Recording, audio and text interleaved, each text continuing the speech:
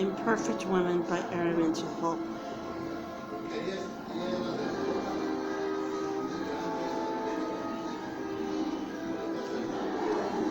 Eleanor.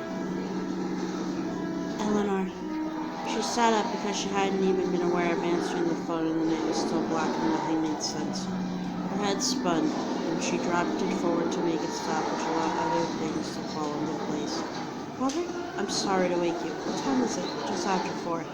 My God, has something happened? No, well, I don't know. Nancy's not here. I must have fallen asleep when I was reading because I've just woken up and she's not back. And her phone's going straight to voicemail. The street lights were through the cracks in Eleanor's curtains, and she tried to focus on the strip of artificial light as it met. You don't know where she is, do you? I mean, she didn't by any chance come back to your place after dinner, did she? His voice sounded like overstretched elastic. No, she didn't. She swung her legs out of the bed, and all the irritation she felt for Nancy the night before, for ages really, sloshed around her body. Look, I can be there in 15 minutes. Oh, God, you don't have to. It's fine, Robert. I'll throw on some clothes and get in the car. The last in his voice snapped. Oh, God, do you think that... should I call the police? No, wait for me. Eleanor pulled on her jeans as she spoke, and her irritation made into anger. She wanted to pick up something and hurl it against the wall. She wanted to scream at Nancy's perfect face. She wouldn't let her get away with this. She would recount everything, every last painful second. She would spare her nothing. As she drove a few miles between her and the small flat in Nancy's large house, Eleanor calibrated all the words she would say to her friend when she saw her next. Or she would demand that Nancy stop playing these stupid games with them and all, just bloody own up to what she'd done so they could get on with their lives. Over the years, Eleanor had watched Nancy constantly create little dramas in her life, culminating now in this big one. And she couldn't help wondering if it was to add interest to her life that wasn't nearly as full as it could have been. She wondered sometimes what it must be like to occupy Nancy's brilliant brain and never put it to any tangible use. Nancy could really have been or done anything, yet she had so often failed to commit to anything wholeheartedly. It sometimes felt like Nancy had written herself out of the story of her own life, and that was surely an act of sabotage. Eleanor stopped at a red traffic light, and 3 teenagers tripped across the road, their arms interlinked, their faces creased by laughter. And then she just felt sad because it almost felt like a message from her past her grip in the same time because it could have been Eleanor and Nancy married for more than 25 years before. One of the girls turned as they passed the car and her gaze locked with Eleanor's, her smile faltering for a moment before she was pulled back into the conversation by her friend. They looked like since Nancy, Mary, and she had been when they met, almost on the first day of their first week at Oxford, amazed their luck in finding one another so soon. Eleanor wondered if the girls were going back to a messy house in which they'd laugh about the night they'd just had before, talk about the people they were going to become, the loves they would experience, the lives waiting for them to step into. As she started driving again, she tried to remember what it was they'd felt so certain they'd accomplish. She supposed she'd not swerved too far from her path, although she imagined herself on walks with the city hall committees by now, instead of working with the small clarity she'd set up. Mary had wanted to stay in the world of Greek gods forever and had her eye on a life of academia. In actuality, Eleanor thought, Mary's life more closely resembled the punishment of a Greek god, but a terrible marriage that seemed to have sucked the life out of her, although she did undeniably adore her children, who were now not even children, and where the hell did time go? It was hard to remember what Nancy had wanted to be. Eleanor thought it had to do with journalism. Maybe editing a newspaper had been her ultimate goal, although it all seemed so unlikely now as the idea of Nancy ever being satisfied enough by anything seemed so implausible. Nancy and Robert's house was lit up like a Christmas tree. Eleanor could tell from the rug that he must have been into every room and every place shut out of the dark street as if ready for a party. Robert's face shut up in the rounded living room window, and he opened the front door as she came up the steps where they hugged to greet him, drawing her in as he always did. Shall I make some tea? He asked as they went down to the basement kitchen. I'll do it. Sit down, Eleanor said. He did as he was told, folding his already crumpled body into a chair, rubbing his hands in his eyes, piecing further his rumpled skin. His blonde hair was a mess, sleep-ravaged, she thought, and it spiked her familiar tenderness for him. They sat together and sipped their tea, neither of them saying anything. Neither of them wanted to be the one to say it. Neither wanted to know or tell. For a second, Eleanor thought they could have just been a couple, and only a start at work beckoning their comfortable house settled around them. Do you know where she is? Robert asked finally. Not exactly. Eleanor cupped her hands around her mouth and tried to imagine if she was going to say what she knew. But there is someone else, isn't there? He looked straight at her with this question. Oh, God, Robert, I could kill Nancy. She couldn't be the one to tell Robert, but then again, she couldn't lie to his face. How long has it been going on? I need to have this conversation with her, but I can't. She's not here. Nancy had been putting her in impossible situations for most of their lives, Eleanor thought. This was perhaps the worst. She might forgive her this time. Oh, Robert, I'm so sorry. Did she go to him last night? After we met, she said she was going to meet him. I didn't know beforehand, I promise. It's not your fault, Eleanor. His voice was harsher than she heard before. Do you think that's it then? Have they run away together? I really don't think so. She's been trying to end things with him. But he hasn't been taking no for an answer. For the first time, Eleanor felt a seam of fear in her belly because Nancy had been wanting to end the affair for a while now. And she couldn't imagine what this other man could have said to make her change her mind like this. Nancy wasn't mean. She wasn't the sort of person not to come home to her husband of more than 20 years. Eleanor spoke again to allay her fears. She hardly told me anything about him. Beyond the fact of him, she was upset last night. She really has been trying to finish things. Who is he? Eleanor felt nausea rise through her body with the warmth of the tea. Really, I don't know. All she told me is that he's called David and she met him through a work thing. He flinched at the information as if she burned him. But is it serious enough for her to do this, for her to leave? Eleanor thought of Nancy's pale face from the night before. From the same night, really, which was an absurd thought. It was true she wanted to end the affair, but she had also been visibly devastated, and it was always so hard to tell with Nancy what was really exaggerated. Anna comforted herself with the thought that Nancy was impetuous and daring. It was impossible that she had done something this stupid. Anna looked back at Robert in his sharp blue eyes, a solid being, and she couldn't understand why he hadn't been enough. She'd gone to bed that night feeling guilty she hadn't been nicer to her friend, but now she thought she hadn't been harsh enough. I don't know, she said. It's been going on for about a year.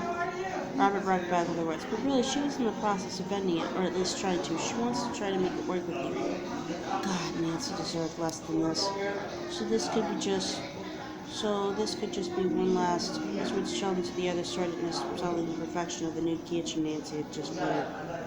Oh, Robert, this is fucking ghastly. You don't deserve this. I'm so sorry. Eleanor thought of the time she'd sat around this table eating Robin's food and drinking his wine, of the weekend spent at their Sussex house, of the comfy beds and hot baths, of the fireside chats and long walks, and it seemed shameful that she had betrayed him. Anyone would have done the same in your position. I mean, Nancy.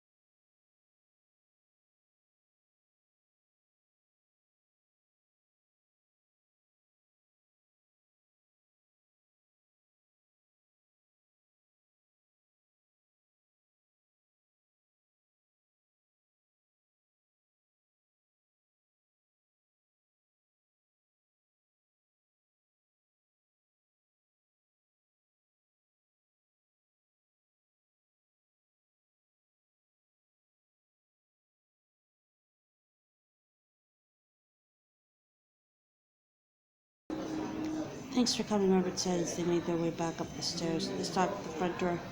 How did you know she was having an affair? Robert shrugged. his eyes refusing to rest on her. Something's obviously been up for a while. I suppose it's just one of the things you consider. Eleanor rubbed Robert's arm through his jersey. I think you'll sort it out. I hope you do. He opened the front door and the chill of the early morning was penetrating. If you hear from her today, he said, let me know. She might not call me. Of course I will. And you me. She was shivering with the cold, but Robert hadn't seemed to notice. Anyway, she turned to go, but as she did, a white car pulled up outside the house. She looked back at Robert and his face told her that she wasn't wrong. They both watched in the silent, thick stillness of the morning as the two policemen got out of the car and turned toward the house.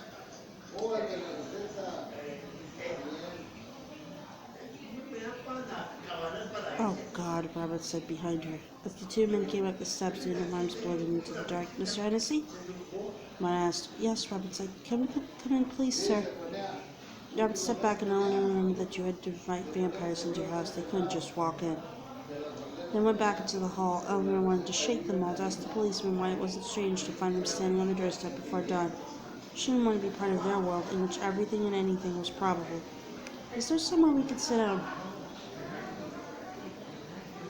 One of the policemen asked, so Robert opened the door to the drawing room, which was painted in the bright yellow Nancy had always loved. One room in every house should be sunny, Eleanor recalled her saying as she sat on the sofa as if they were a group of friends who happened to be meeting before most people were awake. Sorry, and you are? The policeman said to Eleanor. Oh, sorry, this is Eleanor Meekins. She's a good friend of my wife's. The statement hung terrifyingly in the air and should have needed an explanation. Please, Mr. Hennessy, sit down, the policeman said. No, replied Robert, I'd rather stand. The policeman removed his hat and his colleague copied. I'm very sorry. The body of a woman in her late 40s was found just over an hour ago, and we have reason to believe it is your wife, Nancy Hennessy. At that, Robert sat down right next to Eleanor. She felt the sofa compressing his body sink against hers. She concentrated on that for as long as she could while the rest of the world spun around her. What makes you think it's Nancy? Robert asked finally. Her bag was found with her and the driving license was in her purse. The second policeman still hadn't spoken, and Eleanor wondered if he was on some sort of training exercise. Oh my God, what happened to her? Eleanor said, her mind filled with the thought of Nancy spending the night out in this freezing cold. At this moment, we're not entirely sure, but it looks like she suffered a head trauma. Eleanor tried to make sense of the words that were being said. They had called Nancy a body, and now they were talking about a head trauma. Surely someone hadn't hurt her in some way. Surely there was some mistake. She felt a sickening anger at that thought.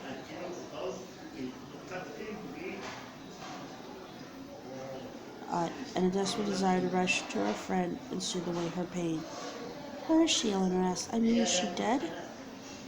Both policemen and Robert turned to look at her as if she was stupid. Yes, the speaking policeman said finally. I'm sorry, I thought you understood. He blushed a deep crimson. She's in the mortuary now.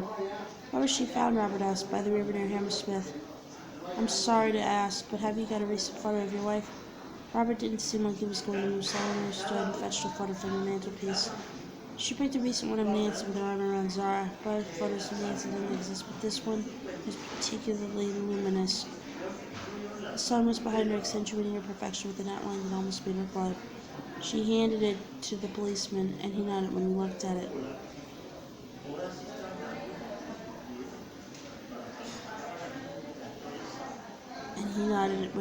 it. We're going to have to ask you to come and identify the body, Mr. Hennessy. Or there's someone who could do it for you. Robert groaned a low bear-like sound. I can do it, Eleanor said. No, Robert said. It should be me. Their eyes met as he spoke. And Eleanor felt a jolt of terror pass through her as she realized that everything about Nancy's death was worse than any other death anywhere. They would all suffer and nothing would ever be the same again.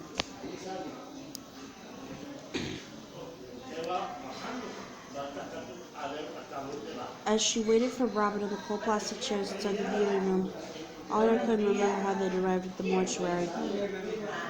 She tried to reassemble this journey in her mind, to give it some cohesion, but nothing came. Robert reappeared relatively quickly, but his eyes weren't focused and his body appeared to be trembling. Eleanor surprised herself by saying, but he returned, so she felt like she should. The room was artificially dark, or at least subdued, with fake flowers dusty in vases and the navy velvet chair in one corner. The outline of a body, which Eleanor was supposed to be Nancy, lay on the bed covered by a sheet. A woman was standing next to the sheet, and she nodded, so Eleanor nodded back. The woman leaned forward and folded the white sheet back, so Eleanor only realized what she was doing once it was too late, and she didn't have any time to prepare herself for what she was going to see. And then there was nothing more to do than to step closer and look at her friend. She momentarily felt a pang of relief, because they clearly got it wrong. It really wasn't really her. It was just a facsimile of Nancy, a waxwork, a cardboard cutout. Eleanor wanted to reach out and feel her skin, which already looked devoid of anything meaningful. Her beauty, which had been so present in life, had been vanished, as if it knew it was going to come, as if it couldn't bear to let itself mush and decay, be eaten by worms. Eleanor gasped at her own thoughts, but the woman holding the sheet averted her gaze. And besides, she must have seen everything in this terrible room. What a job! It seemed impossible that anyone would want a job like this. Eleanor stepped closer. There was something wrong in her mix, perhaps, that she couldn't work out. Nancy's left cheekbone was swollen, and the yellow blues crept up under the strange drumming-like thing she was wearing. Her jaw looked strange as well, almost as if she'd been to the dentist and removed the wide cotton wool they used. She wanted to turn away because it all spoke of something very ugly that had happened to her friend, and she couldn't bear to think of the violence that must have produced those marks. Nancy's last moments had been so painful. That much was blindingly clear. But the strangest thing was that Nancy didn't have any hair, or at least that her hair had been completely covered by this odd turban. Nancy was always surrounded by her golden hair and straight in university, rising up, curling, now a flaunted bob that just stopped above her shoulders. This was as far as her hair would go, Eleanor realized with a joke. Nancy would never have another haircut. But mixed in all of that was the knowledge that Eleanor had known Nancy had been going to meet her lover. And what if he was the person who had done this? What if Eleanor could have said the right words to stop her from going and didn't? She hadn't even tried, she realized. Sickness rose to her in her anger at this woman she had shared so much of her life with, pulled in a mess by her feet. So she was just left ashamed of herself. Eleanor had loved this woman and let this happen to her. Why has she got that round her head? Eleanor pointed at the turban as if it mattered. The one in the back of the head was quite substantial. This is how we continued, the woman answered. Will there be a postmortem? I would imagine so. She'll look her up. She won't ever look like this again. Eleanor couldn't understand why any of this mattered, but it was feeling a building desperation inside her. She wanted very much to lean down and kiss Nancy's alabaster cheek, but she didn't dare. Not just because she was being watched, but because of what it might make her feel. They're very good at their job, and it really is essential in cases like this. It helps us recover all of the evidence. Eleanor nodded because what else was there to do? She heard the woman replacing the sheet as she left. The policewoman drove them home, or at least to Nancy's home, which already left vacuous without her or the knowledge of her return. It was filled with the police inside and out, the rooms busy and crowded. There were also a few people loitering outside, a couple with candles slung about their necks. One of them rushed up to them and asked Robert if he wanted to make any comment before being pushed aside. Once inside, a policewoman asked Robert if he wanted them to inform Zara.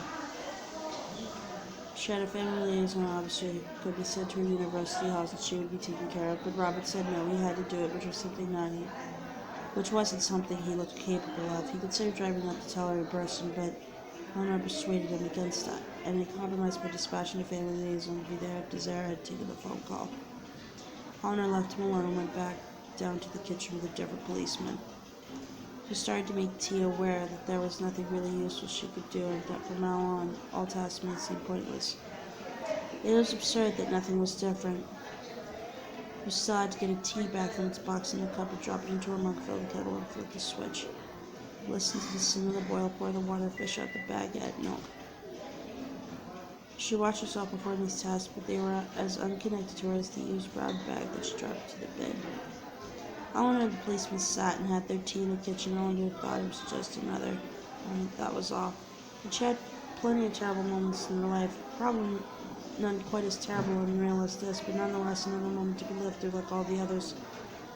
What was important was for her to remember that this wasn't about her, it was about Nancy, Robert, and Zara. She mustn't think about her dinner with Nancy the night before, or what had been said, or not said. She couldn't fall apart, not yet. Mm. Do you mind if I ask you a few questions? The policeman said, breaking into her thoughts. The sky had lightened to a dead gray outside, and when she looked up through the window, she could see the trees on the street stripped and bare, tiny specks of rain pattering the glass. My name is Detective Sergeant Daniels, and we find if we get these cases started quickly, we have much better outcomes. What do you mean, what cases? Momentarily, Eleanor was lost in what he meant. Suspicious deaths. The policeman looked exasperated and made Eleanor realize that this had now officially become something else. Do you mean... do you think she was murdered then? I mean, isn't it possible that she fell or something? Except she had seen Nancy, and her voice sort of put paid to that thought, but she clung on stubbornly because it had to be the best option in a series of terrible ones. Everything is possible at this stage, Detective Sergeant Daniels said calmly, but there are certain indications that are pointing us toward the thought that this wasn't an accidental death. Oh, God. It felt like things were slipping away and they were entering a new realm. Mr. Hennessy told us you had dinner with Mrs. Hennessy last night. Yes. Tell me, it makes what you tell us extremely important. I suppose it does. She could hear herself speaking, but it all seemed unlikely. How did Mrs. Hennessy seem? Do you know where she went after dinner? What time did you leave the restaurant? Eleanor drew in her breath because now she knew it was the moment that would make everything change. We left around 10 and Nancy went to meet her lover. Detective sat forward, unable to check his excitement. Her lover? Who was that? I don't know, Eleanor suddenly felt so worried. She worried she might simply fall asleep. There was too much to tell and too little time. Does Mr. Hennessy know about the lover? Yes, at least he does now. He rang me at 4 this morning because Nancy hadn't come home and I came around and told him that he guessed already. How had he guessed? She looked at the eager man writing in his book, and it struck her again that this was no more than a job to him, possibly a promotion if all went well. I'm not sure. He said they've been getting on badly, and it's one of the things you consider. And you say you don't know the lover's identity. That's right. Nancy was very ashamed about it all. She only spoken to me about it because she felt so guilty, but she never told me any details. Eleanor remembered what it had been like in the early days of the affair, when she practically had to peel Nancy off the ceiling to have a conversation. But she also wanted to protect Nancy from what she knew everyone would think, because that wasn't the truth about her friend. The only thing she ever told me was that he was called David and she met him through work. Nothing else concerning him. Of course I'd tell you if I knew his surname. But are you sure he was called David? Yes. It was the only specific piece of information she ever told me about him. And because I asked so many times, she said I didn't know him. So there was no point in telling me any details. But then Eleanor remembered something from the night before, which seemed like 1,000 years ago. Actually, I asked Nancy last night if he was married and had children, and she said yes. That's all she said. She didn't tell you the name of his wife or how many children. No, Eleanor focused on a line of red spots at the side of the policeman's chin, which could be a shaving rash. Do you know how long I've been going on? A bit over a year that I know of. So possibly longer. Possibly yes. Although Nancy was bad at keeping things to herself, so Eleanor thought it unlikely. And did Nancy talk to anyone about this? I don't know. I don't think so. Maybe our good friend Mary, but I think I'd know if she had. She thought of Mary going on about her life. It seemed impossible that it hadn't yet been shattered. She was really scared about Robert finding out, so I can't imagine she spoke to anyone else about it. And she said she went into work. Yes, I think she said at a party. Where did Miss Hennessy work? Mrs. Hennessy work? Well, actually, mainly at home. She translates books. She speaks fluent French. So if a publisher buys a French book, she translates it into English. Eleanor thought the policeman was depressed at the number of paths that could lead him down. And when you left the restaurant last night, did Nancy tell you where she was meeting Miss David, or did you see which direction she went? Eleanor felt her flesh with the memory of their party. Actually, Nancy left before me. I stayed on to pay, so no, I didn't see where she went. She wondered if the policeman understood what a terrible friend she was. Did you pay because Nancy had no money on her? No, I mean, I didn't ask you. I just offered to pay. At least it made Eleanor feel a bit better. But Nancy always had money on her. Would she have been carrying cash, do you think? I don't know. Why are you asking this?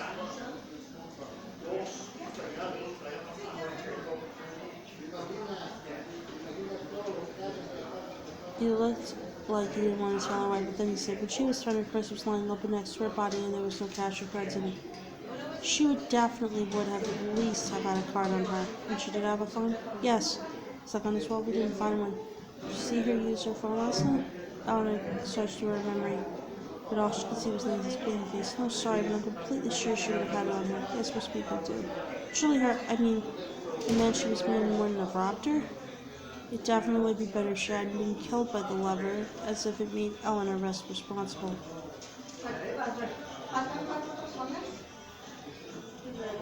The policeman nodded, but then ruined it by saying, robbery isn't the only reason someone might take those things.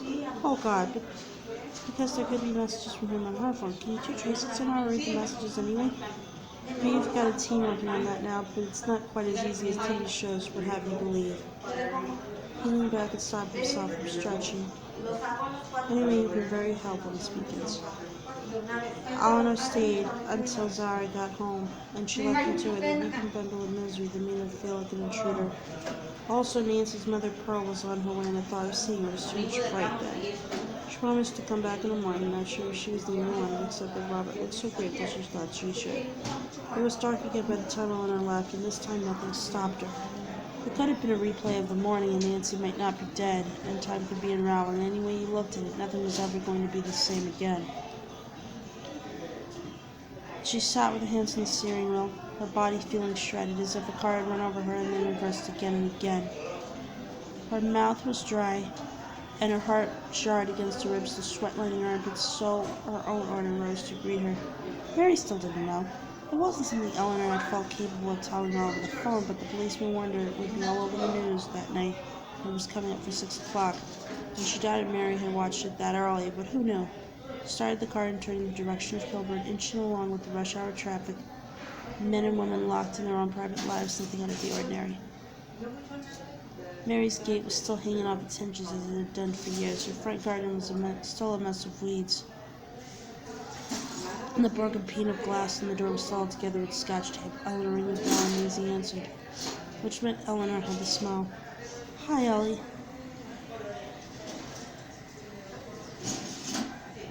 Hi, Ellie. Maisie smiled and newly acquired teenage spots started breaking. I didn't know you were coming around. I'm not, at least I am, but nobody knew. Mom! Maisie shouted. Ellie's here! Mary came out of the kitchen.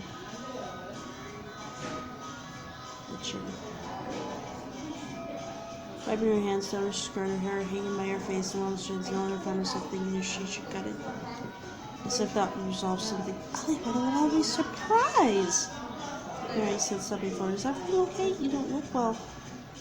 Eleanor found that something had lodged in her throat, so even though she opened her mouth, all she could do was cry. Mimi! Mary shouted up the stairs. Come here. There was a thud, and then Mimi was there, staring at Ellie along with her little sister, and Eleanor knew it was wrong. She was doing it all wrong. Take me easy and go and watch and tell her something, Mary said. Don't come into the kitchen. Then she took Eleanor by the elbow and led her through the hot steaming room that smelled of mints and closed the door. Sit down, she instructed.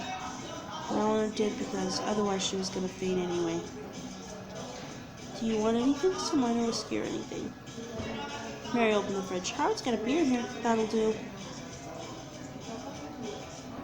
Mary handed her the cold black can and sat next to her.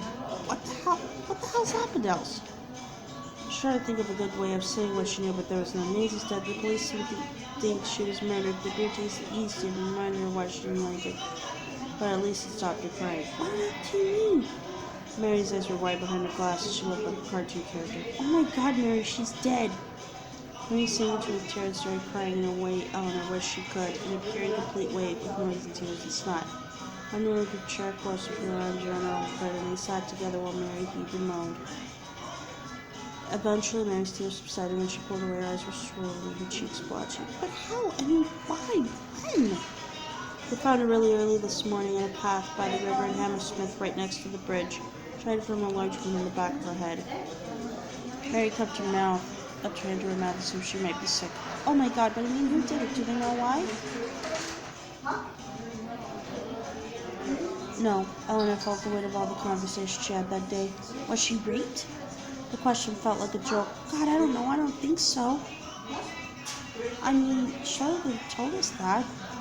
Maybe said something to Robert and the thought turned her stomach. Was it wrong or something? It could be. Her bag was next to her, but her cash and phone are missing. Oh God, she can't be dead over an iPhone. Eleanor took her friend's hand. Did you know she was having an affair? No, my God, did she tell you? Eleanor thought it was always there in friendships, but even this far down the line, that possibility of jealousy. But yes, but I think only because she was desperate. So they think he did it. Yes, maybe. I saw Nancy last night. She was going to meet him afterward. She's been trying to end it for a couple of months, but he's been making it very hard for her. Who is he? I'm not sure. She never told me. How long have you known? About a year. Is that how long it's been going on? I don't know. I think so, pretty much. Mary looked at her like everyone else had that day. A year of knowing that about one of your best friends, and you don't get to tell her who it is? What sort of friend does that make you? What sort of person? Eleanor felt like she might float away soon. She should have told you something. She didn't talk about it much. I knew he was named David and she meant him to work, but that hardly narrows it down. God, poor Robert. And he said finally, how is he? And Zara? Terrible as you'd expect. Mary's face folded in on itself and the tears came again. Oh, I can't bear to think about them. Eleanor gulped from the little beer and can't again forcing the thick liquid down my throat. I can't get my hand around any of it, Mary said. Mary. There was a pause between the words. Two people come upstairs to the door of the kitchen. What's Howard doing home? Eleanor didn't bother to keep the harshness out of her voice. He's been here all day, some sort of a sick bug.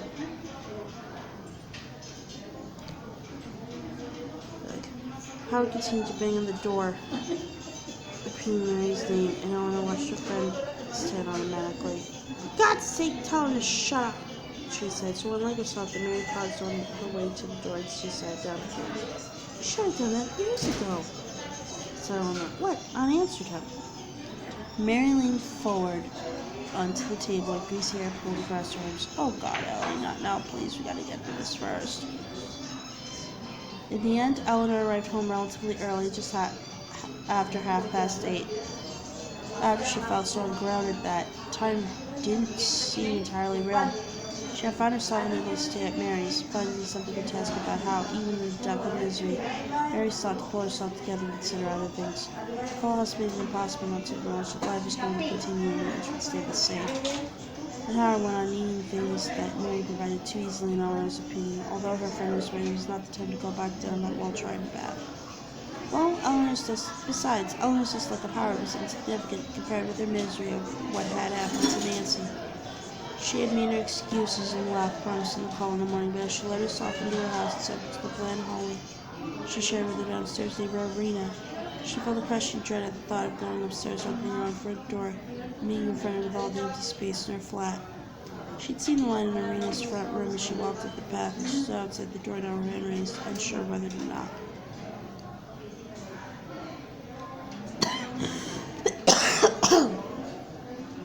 Eleanor's flat was the top floor of a house that at once belonged entirely to Arena, who had lived there for more than 50 years since she'd arrived from Poland with her new husband all that time ago, bringing up her children and creating a life that had its own share of terrible losses and hardships. Her parents had been murdered, and the one she nursed her husband through a fatal illness when her two children were very young. It made Eleanor hesitate to impose her own sadness on the woman. She was also desperate for her understanding. As she stood outside Arena's door, she thought back to when she made an offer at her flat 15 years before, and the estate agent rather embarrassed her that she had demeanor Arena before her offer could be accepted. They had put other people off, it said, but Eleanor had been charmed by the idea and agreed immediately, going around the next day to sit in Arena's warm, cinnamon-scented kitchen, where they talked and laughed, so that afterwards she greeted by her family, the excited schoolgirl desperate to know if the object of her affection returned her feelings. They'd always been more than just neighbors, she and Arena.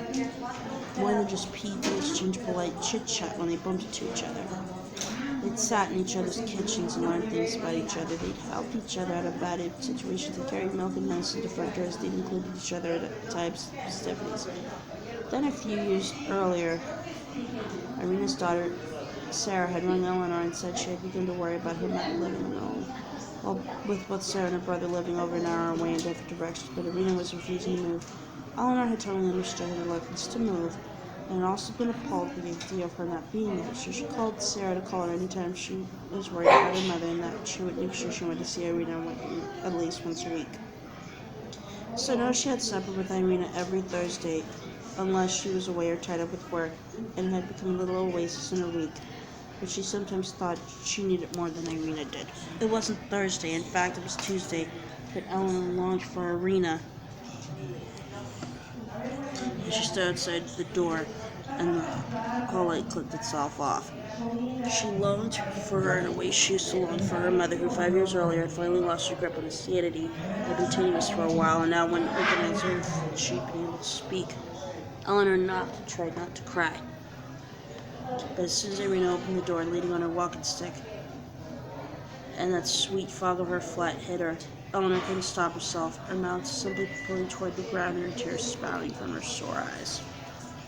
Eleanor, Eleanor, Irina said in her accent, which still retained its polished roots. Child, what is the matter? But Eleanor couldn't stop crying her own words in the sentences, so Irina pulled at her elbow and she allowed herself to be led by this tiny woman wobbling in front of her to the little kitchen at the back of the house.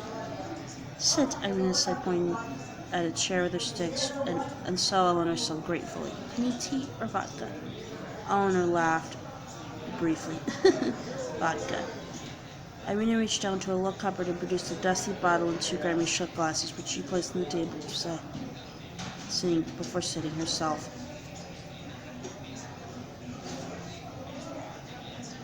Eleanor accepted the little glass, squeezing with fingerprints and age, drowning the warm liquid which rushed through her blood. You know my friend Nancy? The one with the big house and lots of complaints? Eleanor felt ashamed that her description of Nancy had resulted in Irina seeing her this way. Yes, she died last night. Oh my God, Irina crossed her bony fingers over her pigeon chest, which made Eleanor think of her heart and how much sadness it had to endure, and she wondered how the woman had been able to bear it. I'm so sorry, how did this happen? Irina said. They seem to think she was murdered. Concept still didn't feel real to Eleanor. Surely murder was something that happened to other people. The lady by the river, I heard about it on the news this evening. Yes, Eleanor's tears had now dried, but her body developed an internal tremor. She poured them both more vodka, and now they downed a shot. I don't know what to do, Irina. Nothing tonight but weep.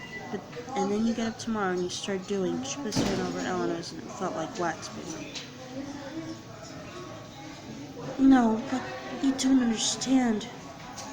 I saw her the night she died, and I wasn't nice to her. The words felt sharp in Eleanor's chest. You argued? Not really, no. It was an argument we'd been having for a while. I suppose I sort of disapproved of how she was living. I was angry with her that she couldn't seem to sort it out.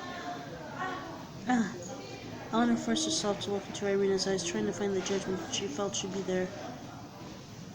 But if anything, they looked worried, kindly even. We only bother to argue with people we love, you know?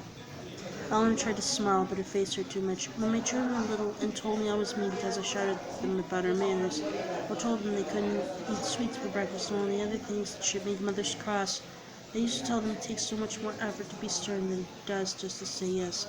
That if I want an easy life, I would let them do all they asked.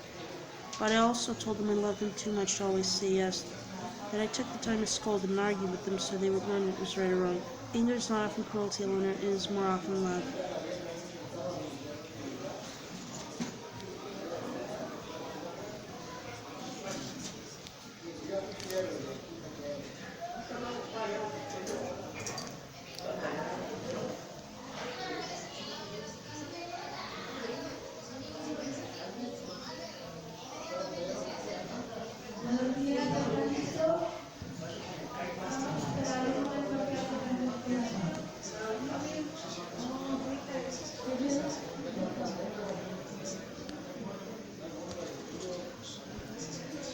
The last things I said to her were so unkind, I feel terrible. Irina shook her head. I don't think I have ever told you, Eleanor, but when my husband died, I felt guilty for months afterward. I was forever going over and over in my head how I could have made him more comfortable. Or told him I loved him more, or hidden my sadness better. Anything I could find to torture myself with, I did, until one day I realized all I was doing was hiding from my grief, that the guilt allowed me to make it about me, not about losing him. Eleanor tried to let Irina's words penetrate, but she felt hollowed out by grief, as if it were eating away in her, and she had to grab hold of something, anything to pull her back. I'm not sure how I can go on, she hated herself for saying those words to Irina. A woman who had experienced such hardship and she couldn't stop herself. Irina reached out and cupped Eleanor's face, so she was forced to meet her eyes. You won't go on because you have to. How did you do it, Irina? Eleanor's voice was no more than a whisper, and it felt like the whole world had contracted around them. She showed Irina's creased face as the precious signature held within its pendulous folds. I remember that I am nothing special, Irina answered. I have this picture in my head of the world with all these bright lights shining out of it, all that goodness everywhere. And it reminds me of what feels like a great tragedy to me is nothing more than a small sorrow in the big scheme of things. The idea of Nancy's death being seen as something small was also revolting to Eleanor. She felt her face contracting around the idea. Irina registered a grimace and smiled gently at her. Maybe you're not ready to hear this yet, Eleanor, but sorrow is a bit like sacrifice. We as women absorb it so others don't have to. But then one day we stand back and we say enough.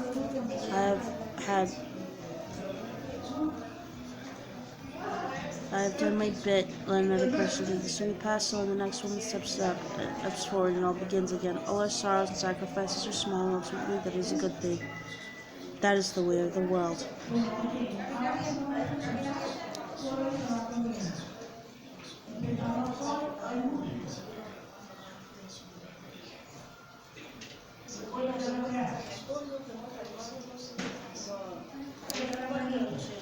The next day, Eleanor's alarm sounded as it always did, to the news at 7 a.m., but the stories didn't wash over her or irritate her and nibble at her conscience, as they usually did. They instead lifted her out of her bed in pure terror, her heart hammering against her chest. The newsreader relayed details she already knew about her friend, made so much more certain by the fact that they were coming out of the radio. She dressed quickly and went to the co-op near her house, while she was greeted by Nancy's face on the cover of most editions, her smile looming as if she didn't have a care in the world. The press seemed to know all the details, and Eleanor wondered how it was possible that nothing stayed quiet or personal anymore. Her phone vibrated in her pocket as she left the store empty-handed. She didn't want or need a souvenir of this terrible day. When she picked up the phone, Mary said, "It's all over the news." "Yes, I know. How on earth do you know about the lover already? And how did they get the photograph of her?" "The photos, her Facebook profile picture notes were strongly released yesterday, and they were already pressed outside, so I guess someone said something." All sections of life she had never before considered now seemed like a new order. "Are you going there again today?" "Yes, I'm on my way now." "Oh God," Mary said, which was precisely how Eleanor felt. The number of young men and women in ill-fitting suits standing outside Nancy's house at least doubled since the day before. If she shouted questions at her, she climbed the steps to the front door, and a flashbulb even went off behind her back. But inside it was as if everything had been held in respect. Nothing was different. It was all still awful, all still bitingly terrible. Nancy's mother, Pearl, had arrived and was apparently in Nancy's study. So Eleanor went to find her, even though she was scared by what she would find. She couldn't remember when she had last seen Pearl, probably at Nancy's father's funeral, and that was at least 5 years earlier. As Eleanor climbed the stairs to the study, she remembered being annoyed at the ease with which Nancy had found work after nearly taking a decade after Zara was born. She was when Nancy had shown her the cozy room and the duck-egg blue walls and a pale wooden desk, thinking of her own drab gray office in the municipal building, or how she employed people, or how she worked from home, always at the kitchen table because her flat was so small. But she remembered also how Nancy had always been so aware of her ability to irritate. Now, as they walked back upstairs from the study, she said, "I feel like a fraud with an office all set up and I've only got a couple of jobs." Eleanor also remembered that she replied, had she meant the warm words, "Well, you shouldn't. It's lovely." "I'm so glad I'm doing this," Nancy said from her head. "It's taking me way too long. I've wanted to go back to work for ages, but I felt guilty when Zara was ill. And then I lost my confidence and didn't think anyone would want to employ me. I mean, they still might not, but at least I'm giving it a go. And sometimes I find myself wandering around the house and thinking I go mad with the fact that I really don't have anything to do or nothing that seems like it means anything." He reached the bottom of the stairs and Eleanor turned to see Nancy flush red, saying, "God, I feel embarrassed admitting that to you with your wonderful career." "What do you mean?" Eleanor thought it was strange how she could think damning things about Nancy, but when her stray thoughts came out of Nancy's mouth, she wanted to protect her from them. "Are you talking about being a mom and making a home?" "Yes, but of course that's important." Nancy looked like she was close to tears. I know, but do you know how hard it is to hang on to that when you're actually doing it?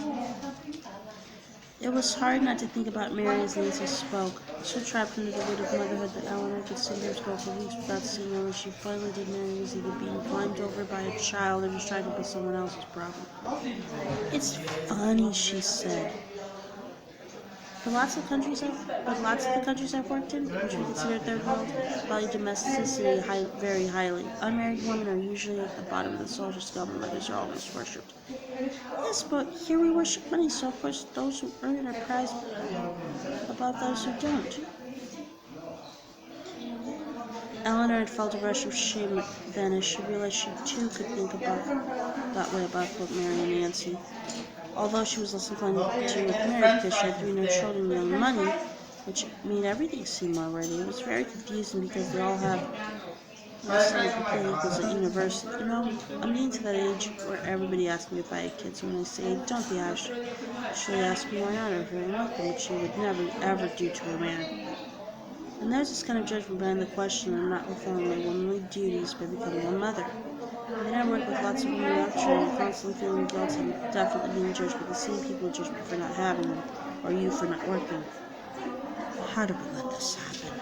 Nancy said, and Nancy thought she saw real fear in her eyes, which made her want to pull her into a hug and tell her it was going to be all right. She stepped forward and put her hand on Nancy's arm. You know, Nancy, you're amazing. The rest is bullshit. Really, you could do anything you want. You mustn't feel bad about any of the choices you've made. Then Nancy shook her head so abruptly that Eleanor was feeling such a deep feeling of love for it almost knocked her over. Nancy's vulnerability was so close to the surface that it was shimmering, as if it existed intrinsically, as if it would never let her go.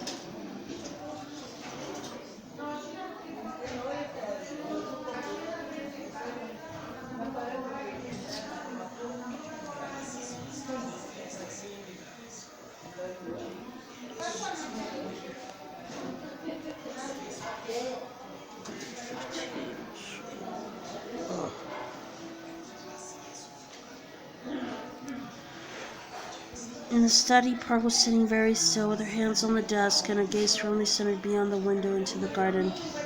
The room smelled profoundly of Nancy, like a bed of roses warmed by the sun. Pearl turned as Eleanor came in. Her skin was slack and pale, her eyes red and roomy. She held her hands and Eleanor took them, sitting as she did in the little armchair next to the desk. I'm so sorry. Eleanor said, this is just so dreadful. Pearl nodded, her namesake. Big set of ears and neck bobbing in agreement. I can't quite take it in. Her voice was quiet, but even in her desolation, it was as clear as it always had been to see where Nancy inherited her beauty. Did you know about this other man? Pearl asked. Yes, but she never really told me anything about him. Just thought he was named David. Yes, and you have no idea who he is. I'm so sorry, really, I don't. Pearl sat back, taking her hands with you. What was she doing anyway, this silly girl? Eleanor tried to get the ammunition in Pearl's words, but it wasn't there. She was beginning to feel infected by Nancy's secret, as she'd been the one betraying them all. Did Mary know? Asked Pearl. No. Eleanor moaned her soul leaning against her fingers. She bought it for herself and tried for many years before the moment was comforting. She was trying to win it, you know. They think that's why he did it, don't they? Pearl said, a fit of jealousy or something. Are they saying that now? That it was definitely him? There were lots of questions Eleanor wanted to ask, but she knew she had to save them for the police.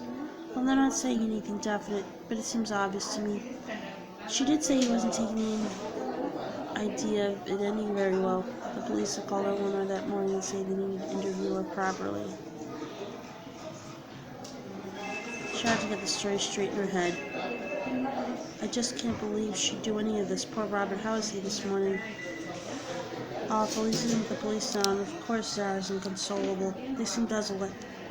Eleanor thought of all the people she'd desolated by loss over the years. Places where the earth had moved from under them, or seas had risen up and devoured them.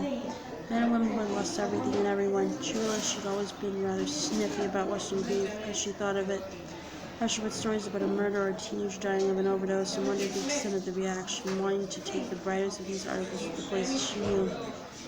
Where you could legitimately use the word devastation. But she hadn't known what it was like to inhabit moments like this. how no one seen enough, how it really did feel like the end of the world. I'm so glad Hank died before all of this. She said if she could have waited a few more years, I could have been gone as well. Eleanor looked at Pearl and heard the odd tenderness of her words, which she barely understood. She thought of her own mother encumbered by the sanity in the care home in Devon and wondered if she even understood if one of her children died. It was strange the time she thought of her mother, and the shock of realizing that she wasn't still the mother Eleanor had always known struck her as a fresh blow. She imagined ringing her how to talk about Nancy and the thought of comfort she would give. It had been such a talent her mother possessed, the feeling of comfort and the absoluteness of Eleanor's grief spun her back through time to her childhood and his exuberant, fizzing presence. She heard her mother's deep laugh as it echoed up the winding stairs of their drafty house, past the father's study into their messy rooms of unwashed dishes and dusty servants. There are always better things to do than clean, her mother would say as she rushed from one charity appointment to another, only Eleanor and her sister alone with her, and they were too young to be left alone. Her mother had always liked Nancy, and Eleanor thought she would have disapproved of the opulence in her life, something that would have influenced how Nancy thought. We tried to have a baby 10 years before Nancy came, Pearl said, and Eleanor wished she'd stopped, and then she came. She was really the most perfect little thing we could have wished for, except there's always been a side of her that I never understood. So she pushed things further than they should go, don't you find? I suppose. Even going to university, I can't remember why she went in. Why did you go, Eleanor? Because she looked at me and made seem small, and then she went, because I wanted to go on with studies. I don't know. Sometimes I think it was easier when women just didn't. But Pearl stopped herself, and Eleanor thought she wanted to put away the age she was going to admire. Presently, the ancient jumper, she swiped her eyes by into submission. And actually, I do know where she got it from. Hank was just like that, always locking himself in his study and falling into what we used to call his moods. I said he was allowed to behave like that. We all thought that it was part of his genius. I would make sure he had everything he needed and life was ready for him when he wanted to open the door. And of course Nancy was a woman, so she didn't have that option. Eleanor felt slightly stunned by Pearl's outburst, so she said something totally benign that sounded irritating even to her ears. Why don't we go? Why don't we go downstairs and get some tea or something? Pearl rose with a sigh. I don't want bloody tea ever again. Zara was in the kitchen, sitting cross-legged on the floor, hunched over herself. As she wept, her hair was matted on her head, her body encased in what Eleanor was supposed to be Robert's dressing gown. She howled when they walked in, propelling herself off the floor and throwing herself against Eleanor and making her stagger back. When she smoothed Zara's hair and made something ineffectual and bland. I can't bear it, Zara said over and over like a bloody invitation. Eleanor maneuvered to a chair and sat her at the table where the girl collapsed, her banging against the wood. Paul sat next to her, but didn't seem able to do anything better. Eleanor boiled kettle. It was like being in hell. Pearl and Eleanor drank their tea by the time Zara's was cold in front of her. Her weeping had become a backdrop to Eleanor's thoughts, which whizzed and spun around down endless memories. She stood in the hall and wondered what she did with them, countless broken bodies in the center. People had to be buried to avoid the disease whose loved ones would never know where they ended up. She'd been fresh out of university and was unhardened by tragedy. It is amazing what the mind can process. She'd written to her parents saying in a letter that probably didn't reach them until after her father had died. I want to see you next, Robert said to Eleanor as he walked in, his mouth turned down and his eyes deep in his head. Me? She said, not completely ready yet. They appeared to have set up some sort of interview room in the drawing room. We're going to want to talk to all of us today. Whatever for? To get a complete picture. Robert said the words as if they were in puzzle quotation marks, his anger and frustration bubbling so close to the surface that Eleanor fancied she could see it rippling through them. And while they do that, the bastard who did it is probably beginning on a plane to Acapulco. I'm not sure. I'm sure they know what they're doing, Eleanor tried. At least Zara stopped crying for a moment. Her head was lifted to look at her father. He waved down the stairs. Still waiting for you, she left the feeling that he was angry. Maybe he had been too quick to relieve her of responsibility that night. Detective Sergeant Daniels was waiting in the drawing room and beside him sat another much sterner man who was dressed That's not a smart uniform instead of a suit. Miss Meekins? Detective Sergeant Daniels said as she came in. Please sit down. The fellow had to be invited to sit in Nancy's drawing room. Eleanor perched her head in a chair facing him. So he looked down.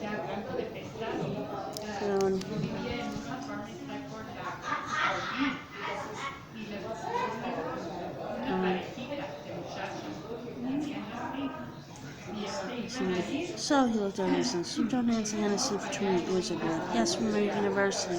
"You've always been close?" "Oh, yes, since almost the first day Nancy married me."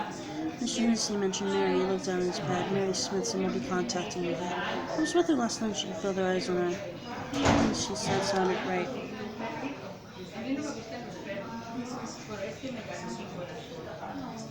She's very upset, he noticed. "Would you say the three of you are friends?" Eleanor looked at the man in uniform. His stars and her trouble. "Yes, absolutely." Told each other everything. "Well, I suppose you see the thing is, when Mrs. gets going with her friends, there's no stopping her. They yabber on for hours, and don't recognize the subject that's not discussed. If one of them was having an affair, there was no way they'd keep it quiet." Eleanor felt her polarized with her anger. "Not all women are the same." The other man coughed. "No, of course not. My apologies, Miss Meekins. You do have a very chatty wife."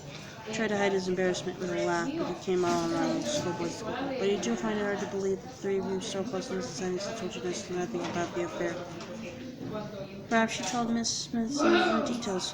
Mary knew nothing about it, and why would I be lying? I mean, if you knew who he was, you could arrest him, couldn't you? And all this would be over. She hated him suddenly. And the stupid man in uniform, who was clearly playing sympathetic crowd game. She told him, "Sorry, and who are you?" On his hand. "Chief, Detective Chief Inspector Farrelly. Forgive me, I'm just observing at the moment." She took his hand and was hot and limp. "What does that mean?" She had the sensation again that this was being used as a training exercise. "Well, this is Detective Sergeant Daniels' case, but as a senior investigating officer, I'm in charge of the operation, as it were. There are still quite a few unanswered questions around this case, and at the moment it's a top priority for us." Eleanor thought he was making it sound like a sales conference. "It's imperative that we know the identity of the man Mrs. Hennessy was having an affair with," Daniels said. "Sometimes we think we're doing the right thing, protecting people, and that's completely understandable." "What on earth are you saying?" Eleanor stopped herself from shouting. "Who would I be protecting? How well would you say you know Mr. Hennessy?" Robert exchanged a tact through of God. "I know him very well. I've known him nearly as long as I've known Nancy." "Of course, because you were all at university together, weren't you?" Eleanor thought she had a sneer in his voice. "Yes, but we also work in the same field, Robert and I, so..." Eleanor found herself trailing off. She had always thought of her friendship with Robert as such. She had, in fact, often felt a sense of ownership around her. Once, many years before, when Nancy had such a hard time after Zara's birth, Robert had called her to spend over an hour discussing what might be wrong with Nancy. Eleanor had felt grubby after, realizing that she had been way too quick with Robert's exacerbated version of her friend, rather than allowing herself to tell him what it meant to be a woman. How, for a woman, it wasn't a question of wanting to be one thing and going about doing it. How so much got in the way, how feelings could really, how often life felt like a knife scratching against her skin. "What do you mean? What do you do, Miss Meekins?" Daniels asked, interrupting her thoughts. "I'm in a charity that helps with overseas relief," he nodded. "And because Mr. Hennessy is a human rights lawyer, you seem to work. Is that what you mean?"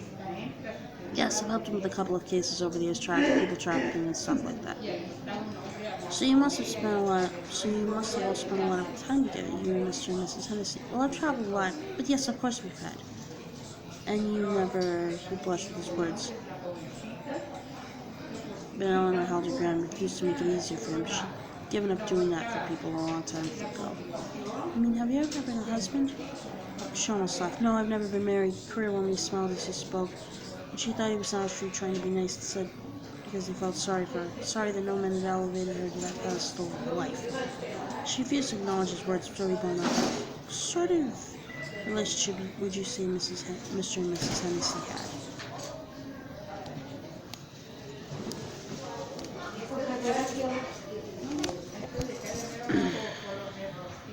She felt herself blush for reasons she couldn't place. How she answered seemed important, but it was also absurd how on earth she was expected to sum up all she knew about Nancy and Robert in a few sentences. "They've had their ups and downs, like any couple, but they've also always been pretty solid, which in no sense of blanket because of the affair, but it's true. I don't think she'd ever have left him." So why was she having an affair? I don't know, Nancy was like that, impetuous. Cozy domesticity was never enough for her, even though she loved Robert and Sarah. Daniel sat back and read the respond to Bridget's nose. Eleanor thought it was all put on. I have to admit I'm finding all this very confusing. Mr. Hennessy had said the same sort of things. It's hard to understand. Eleanor sat still. Why do you think Mr. Hennessy called you when he realized that Nancy hadn't come home? Because Nancy and I had been out to dinner that evening. He wondered if she'd come back with me to eat roast through her body. Has she ever done that before? Not for about 25 years. Yesterday you told me Nancy left the restaurant before you and you stayed on to pay the bill. Are you absolutely sure that happened and you didn't leave together? Eleanor laughed. What on earth are you implying? He shook his head. Nothing at all. It's just we find in very distressing situations people often forget things or get mental. Well, I'm not doing either of those things. As I said, Nancy left the restaurant on her own at about 9:45. I stayed on to pay the bill and left about 10 minutes after, by which time she'd gone. You said yesterday that Mr. Hennessy and Nancy was having an affair. Well, I didn't exactly. Just staring over her words with his fingers. He said that he suspected. Had he ever discussed those suspicions with you before? No.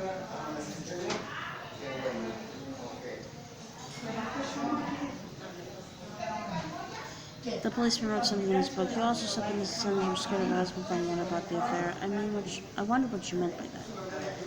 Eleanor looked between the two men, but neither met her eye. I just meant that Nancy didn't want her men and she didn't want Robert to find out. I suppose in case he couldn't forgive her. Detective Sergeant Daniels hesitated a moment, but she used the word scared. Would you say Mr. Hennessy is a jealous man? The room blurred around the edges. It didn't seem possible that they could be thinking this, but it was also obvious that they were. She remembered that some statistics she'd read ages ago about how something like 90% of murders are committed by people close to us. No, I wouldn't have thought so. The detective looked up again and the atmosphere shifted. And finally, Miss Weekins, can you give me any information about the man? She nodded. He was called David. She went over to work party. He was married with children. Yes, they seemed like such flimsy pieces of information. She wished she had more to give them, especially Robert and Sarah loved him and created for him. You're absolutely sure that she didn't go into any more details, like what his job was, where he lives, or something about his family. Anything she said, however insignificant it might seem. Eleanor felt totally washed out. I'm sorry, there's really nothing else. Thank you, Miss Meekins.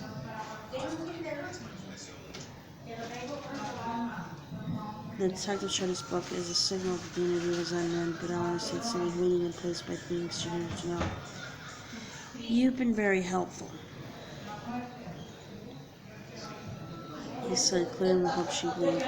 Eleanor felt her face flush, but she held her ground and willed herself to speak because she felt lost in what was happening. There were so many possibilities and variables surrounding Nancy's death that she couldn't get a handle on and couldn't work out what they were even dealing with. I was wondering if you could tell me what happened to Nancy exactly. Do you know any injuries, how she died? Detective Sergeant Daniels glanced over the silent man who nodded. Yes, Eleanor felt like there was a wedge of bread stuck in her throat. She also wanted to clamp her hands around against her ears and not hear. She heard the quiet click of his mouth as he opened it to speak. Mrs. Hennessy died from her lunch wound to the back of her head. At the moment, we can't say if this was a blow inflicted by a weapon or if it happened as she fell. But it caused internal bleeding in her brain, which she would have been able to recover from. Did she die instantly? She would have been unconscious in minutes. It was rare, Eleanor thought, to ever get a direct answer to my question. Any question? Saw marks on her face. Daniel studied when he spoke. There was evidence of a fight. She did have a couple of injuries to her face as if she'd been hit. They weren't injuries that would have killed her on her own, but they do obviously indicate that this was in an accident.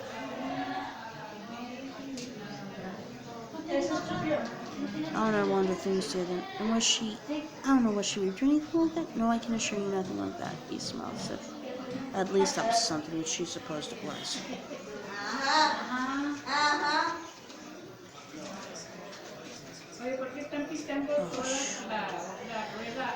The days became cliches. If anyone had asked Eleanor how she felt, she would have said that she was existing in a bubble, that her world was falling apart, that she couldn't catch her breath. By the time it lost all meaning. But no one did ask how she was. Instead, they asked her constantly about how Robert and Zara were doing. It was almost impossible to answer. She didn't even know how she'd become the designated carer, how she'd somehow moved into the house, so she was the person children would meet reporters outside their front door. She longed for her small flat with its crisp white walls and its matched poetry and the checked counterpane in her bed, which had once belonged to her grandmother. She longed to go back to the office and deal with those faraway emergencies that had always seemed more real to her than anything else. She longed to be the durest lesson she was halfway through, to lie in a wonderful deep bath, which had cost almost as much to install as to buy it, to fall asleep at night in her soft but glistening radio floor with a cup of chamomile tea next to her. She also longed for a time when Nancy hadn't occupied the national consciousness. It was strange because in a way Nancy had been such a perfect candidate for celebrity. Maybe life had somehow conspired to make it happen. Maybe fate had decreed that her beautiful face should be plastered across newspapers and television screens, and the commentators should endlessly discuss her life. Eleanor remembered watching Nancy at the debating society at university and how her whole presence seemed to fill the room. She remembered how she stabbed at the air with her hands as she spoke, her eyes sparkled, how her body had vibrated with belief. The room had felt suspended somehow, as if they were all holding for their collective breath so they could hear every syllable, so they could agree with her emphatically. Eleanor felt so proud to be her friend that day. In fact, she felt awfully proud to be Nancy's friend. Robert was already vaguely well known in the rarefied high-brow circles, and Eleanor thought she detected a certain glee in the press conference coverage that something so sordid happening to people who seemed so unassailable. It was also such a good story with what with the affair and the scraping away of a perfect life. Nancy Hennessy, she read in endless variations, had been brutally murdered in a frenzied attack on a dark towpath. Her clothes had been ripped, and she had been beaten around the face in an attack police described as one of the most violent they had seen in years. A description that did not tally with the Nancy Eleanor had seen in the morgue. An insider said it bears all the hallmarks of a crime of passion. Women on midday chats was discussed in detail the dangers of having affairs and safe waiting discussions about internet dating and side selling, which could make people casual sex after Nancy had done those things. No one allowed if the lover had killed her when she tried to finish things. Perhaps the husband had wanted to take revenge. It all felt like white noise, like a screech Eleanor couldn't stop hearing. But they all had to keep listening because nothing could move on until the funeral took place, and it took a while for the body to be released. Once it had been, Eleanor planned all the details with Zara, who had lost weight and now looked strikingly sickeningly like Nancy. Zara had lots of opinions about what her mother would look like, and Nancy made all her decisions away and told her it didn't matter. Whatever she chose would be great. She found Nancy's address book in a drawer in her desk and began learning, asking them to the funeral, thankful that because of all the publicity, they never knew about her death. For Eleanor was like being dropped into the burning hot center of hell. She awoke every morning with a tight chest and a dull headache that rose with spread and intensity all day. And it wasn't just because one of the people she loved best in the world had been ripped away from her, but because she was in a state of permanently heightened emotion. There was no certainty anymore, no structure to her days, no safety from feelings that solution threatened to pull her under and suffocate her. Eleanor had always thought she kept her life encumbered by relationships and children precisely because she wanted to be able to pack them right to the end on a moment's notice. Except her past life had never felt like this. This strange sort of free-flowing when it was possible to predict how she might feel from one hour to the next. She stood her ground in countries where lands shifted and cyclones raged or woods ravaged, and it never felt like she might dissolve into the atmosphere in the way she did now.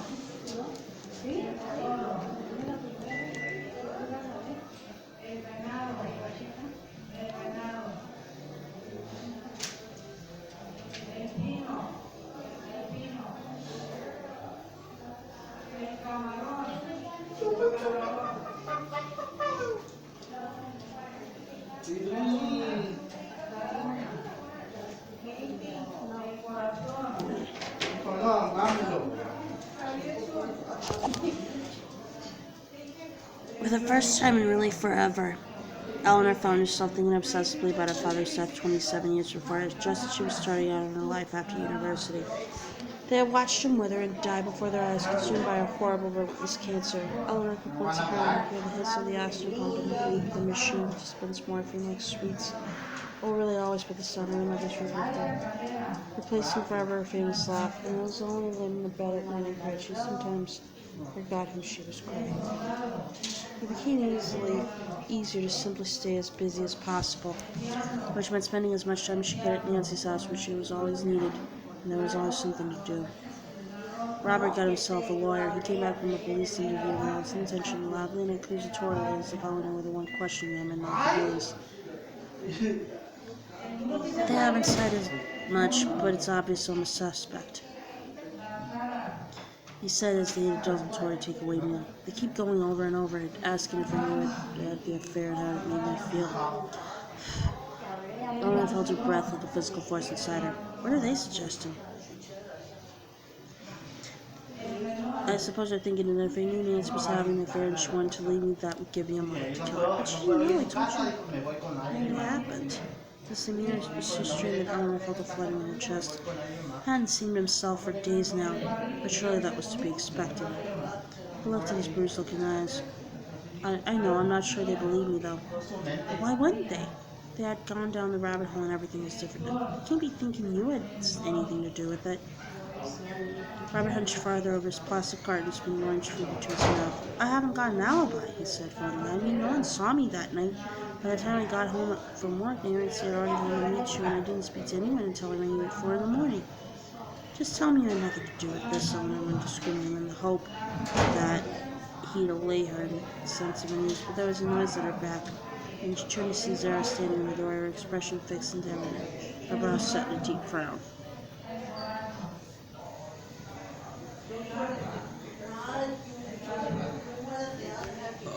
That'll be part 1.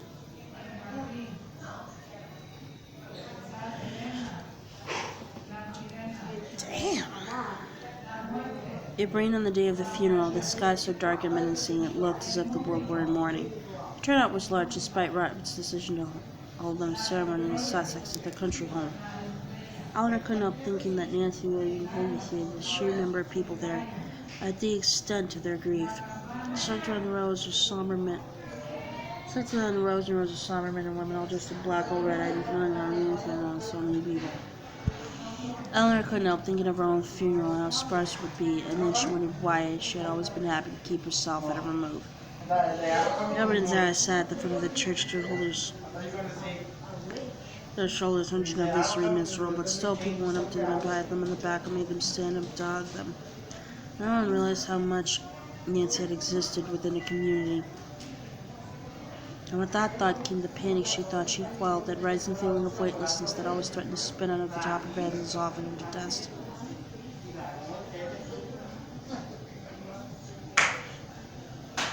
She felt a hand on her arm to turn to see Mary sat down next to her. Her friend kissed her on the cheek, and the warmth of touch was enough to grab her for a while. She reached over and squeezed Mary's hand. Are you on your own? Eleanor asked. No, the girls are sitting with Howard at the back. He's still really unwell, so he might need to leave. Eleanor returned and saw Howard and appeared by the door. He looked shockingly bad and had a poor impression of the man she'd known. Even his beard whitened, making him look decades older. My God, he looks awful.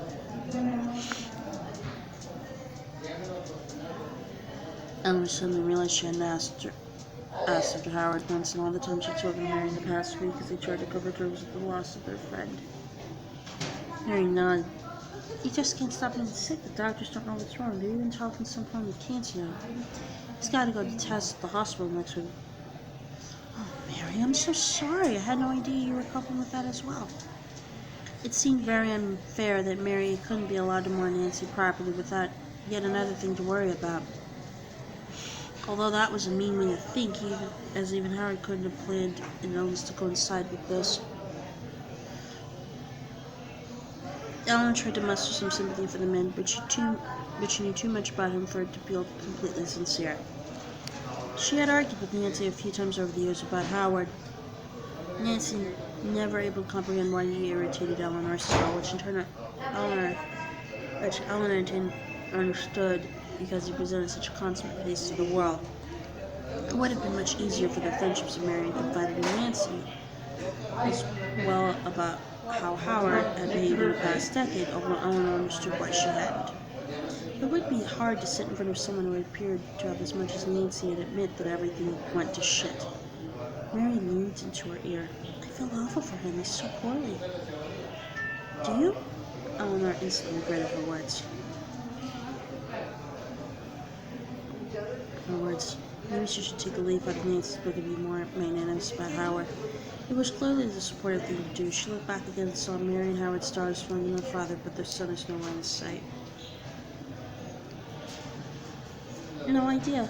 But wasn't Nancy's godmother like me? Tears darted into Mary's eyes. Yes, I don't know what's going on with him. You know how Marcus's behavior had been deteriorating since this last year. Well, it's suddenly gotten so much worse. I reminded him about the funeral yesterday, and he said he'd come, but he didn't come home last night, and he's not picking up this funeral at all. The collector hushed her tone. Michael took his position at the front of the church, and Eleanor could hear Sarah's take a breath, followed by her slow and steady sobbing. Nancy would have been pleased to see so many of you here, Robert said. Eleanor couldn't believe they'd got to that part already. She must have sung the carefully chosen hymn, so she couldn't remember doing so. She always loved the party, and she must be very annoyed to be missing this one. Contained laughter rang out, and Mary squeezed Eleanor's hand. I'd met Nancy at a party, actually. I spied her months before and thought she was simply the most gorgeous girl I'd ever seen. I pursued her pathetically until I finally collected the courage to speak to her. But very quickly I realized there was so much more to Nancy than her startling physical presence. He looked down and swallowed between Eleanor wanted to go down and wrapped her arms around him. She was wise and funny and quick and so much fun to be around. His flickered toward his daughter and his mouth tried to smile. She was also a brilliant mother to Zara, something I will always be immensely grateful for. Eleanor could see Zara's bony shoulders shaking through Nancy's black velvet coat. When Zara followed Nancy's footsteps and went to St. Hilda's, Robert continued, I remember saying just how proud she was. He stopped with his hand through his forehead. Eleanor had heard him pacing his room on previous nights as were slow and insistent through the wall. Eleanor heard him pacing his room on the previous nights, his voice low and insistent through the wall, and she realized he must have been practicing this, except now he looked lost, almost as if he'd forgotten not just his words, but where he was, who he was even. He scanned the room and she got his eye and smiled greatly at him, although he could have been looking straight through her. Time is so strange, isn't it? He said, hands dropping to his side. It seems only a minute ago, and yet now it's over. His voice caught and his expression turned. Oh, Mr. Terribly. He seized stumbling back to his seat.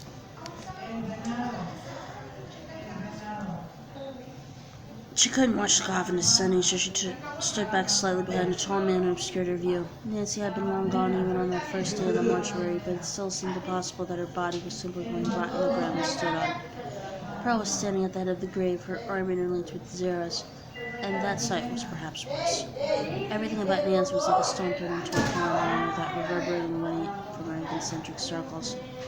They walked like goggled black geese up the path from the church to the house, the wind buffeting them and mud splashing the backs of trousers and tights.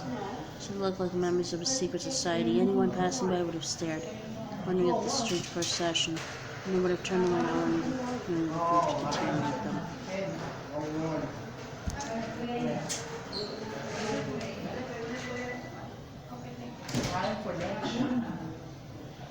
The house was unbearably busy and hot despite the freezing cold outside. Robert and Zara stood by the front door accepting condolences and hugs, invitations and stories. They had both clearly had a drink, and there was color in the cheeks like the first time it happened. A few people were moist-eyed, but the general feeling was one of release, and the memorable conversation was beginning to sound like a cocktail. Mary fell on the crush, but she hadn't taken off her coat. I'm not going to stay. I just wanted to speak to Robert and Zara. I wish I could go, Eleanor answered, but I don't think I can leave them. How long do you want to stay? Eleanor had been wondering the same thing. I don't know. Mary put her hand in her arm. I've got to run. Howard's in the garden. He's not in a good way, but let's talk tomorrow. She knew and brushed her lips against Eleanor's cheek. Love you. Love you too. It was Nancy who had started that tradition. Eleanor thought as she watched Mary squeeze her way between the groups of people. Neither of them would be brave enough to say they loved each other, and yet for Nancy it came naturally. God, I sometimes think I love you too more than Robert, Nancy had said as they sat in the garden. Eleanor could now see through the window. Feet slipped out of their sandals in the warm grass, the smell of lamb cooking in the oven. How much longer to stay was a question circled Eleanor in the days that followed. She did go back to work, but her days were short, and her staff had to pick up most of the slack. They assured her they didn't mind, but she thought they probably did. They all had lives and could take on someone else's grief so long before it becomes irritating.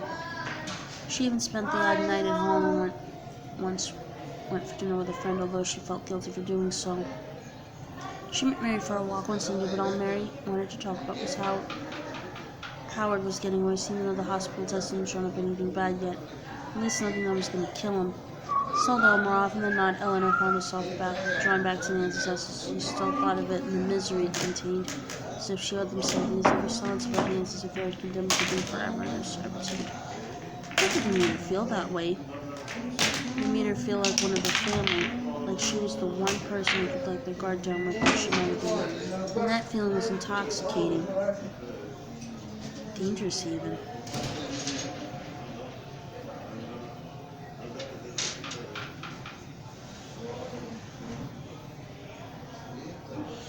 Nine nights after the funeral, she let herself in and the atmosphere was different. Zara came out of the drawing room and took her hand, pulling her forward before she had a chance to take off her coat. Robert was standing in the middle of the room, his arms folded across his chest to stare at the television. It took Eleanor a moment to focus on what they were watching, which was blurry pictures of a man being put into a police car, as what seemed like 1,000 bulbs flashed in his face. Then the shot switched to a young stone-faced reporter whose hair plastered to his head by the driving rain. 55-year-old French author Davida Boyette was arrested at 4 o'clock this afternoon as part of the ongoing investigation into the murder of Nancy Hennessy last month. Mrs. Hennessy was found in a path next to the Thames in London, beaten to death in an attack that police described as sustained and violent. Nancy Hennessy had been having an affair for the past year, which she was in the process of trying to end. Mrs. Hennessy worked as a translator, translating French books into English. It is believed that she had translated some of Mr. Boyette's novels. She was the daughter of the late Sir Hank Rivers, composer of the Queen's Anthem, and was survived by her husband Robert Hennessy. The human rights lawyer, and their 18-year-old daughter Zara. Davida Boyette is married to a British woman named Emily Harper, and they live in Harrogate with their 2 daughters. The police have refused to comment. What?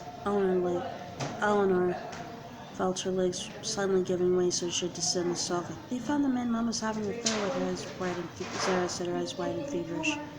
But I mean, who? She looked over at Robert, but he was still standing in the same position, his eyes now on the floor. You know, Zara said, you must have heard of him. That's under D.H. Boyette, that crime stuff. Oh my God, yes, of course. Robert turned to the television, his face gray and drawn. Did you know about this? Eleanor asked. The police came this morning. Nancy, it appears they've been following up with all the authors she worked with. She's translated 4 of his novels and met him a couple of times to his publishers. Last year, they both attended the same Christmas party at the publishers, which fits in the timeline.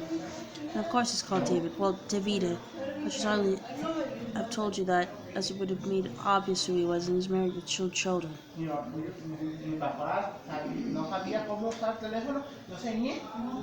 Eleanor felt inexplicably hurt that Robert hadn't rung her earlier. And they're sure it's him? God knows, he said. They had me in again yesterday, so who knows? Eleanor thought she might find means. But has he admitted it? No, he's denying everything. Says he barely even knows her. Says they did meet at the publishers a couple of times, and he was at the party a year ago. But he didn't even see her there, let alone speak to her. The police are questioning people to see if anyone saw them together, but so far nothing. But then, how on what? He's on a book tour at the moment, Joe said. He was in Richmond at a hotel the night it happened. No one saw him after 9. He was meant to go on a dinner. But he said he had a headache and went to bed. He's had affairs before, according to his wife. Eleanor looked past Zara at Robert, and with each word he seemed to be sinking further into himself. Get your dad a drink, she said, sending and taking him by the arm. She led him to a chair and himself. Although it wasn't hard, he appeared easily and malleable. Zara handed her 2 tumblers of whiskey and the old drink, and one easy filled, the warm liquid rushing through them. He looks like such a fucking idiot, Robert said. The phone rang in her hall, and Zara went to answer it. Eleanor stood with her empty glass looking at the top of Robert's head. Ellie! Zara shouted. It's Mary!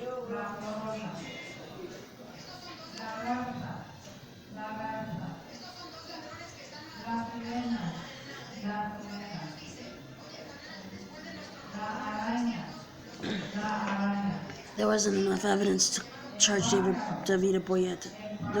Was there enough evidence to charge Robert. There were no fingerprints and no witnesses, which was hardly surprising, as even the most amateur of criminals wore gloves, and the night Nancy died had been so cold. You had to have been either mad or bad to be outside. Nancy's phone records revealed deleted messages from her lover, which proved she'd been trying to end it and that he had been very angry, but the phone the lover had used was a pay-as-you-go that had never been connected to the internet, so it couldn't be tracked. And in her contacts, it was simply listed as D. That phone also hadn't been used since the night of the murder, and they never referred to each other by name on any text. As for Robert, there was no physical evidence linking him to the riverbank, and he maintained that he hadn't known about the affair for sure until Eleanor confirmed it, by which time Nancy was already dead. This was all quite apart from the fact that one of Robert's friends or colleagues thought he was capable of violence, and there had never been the hint of a suggestion of it in their marriage. But the police made it very clear to anyone who would listen that it was definitely the husband or the lover. And everyone wanted to listen because by then it became something everyone was talking about. Newspapers splashed pictures of everyone involved across their front pages for so many reasons it stopped being impossible to say that soon everyone would forget about it. Their lives, or at least fragments of lives, became public property. Reporters even followed Zara back to Audrey to show Eleanor. She felt like she was going to faint every time she went outside. David Boyette's wife went on television and said, even though he was sure he wasn't capable of murdering anyone, he had been held living with a philanderer, and she was going to do her best to make sure he didn't see their daughters again.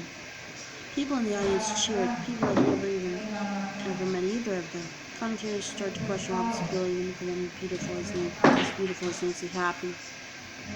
With all the attending innuendo, they discussed the perceiving of the gun's cold blue eyes. It seemed like it might never stop or go away, and that nothing good was ever going to happen again. And all the while, Horace being so friendly with the holiday that sometimes took her by surprise, even though it seemed to always be with her. Would you like to go to the opera tonight? Robert asked when he went at work one day.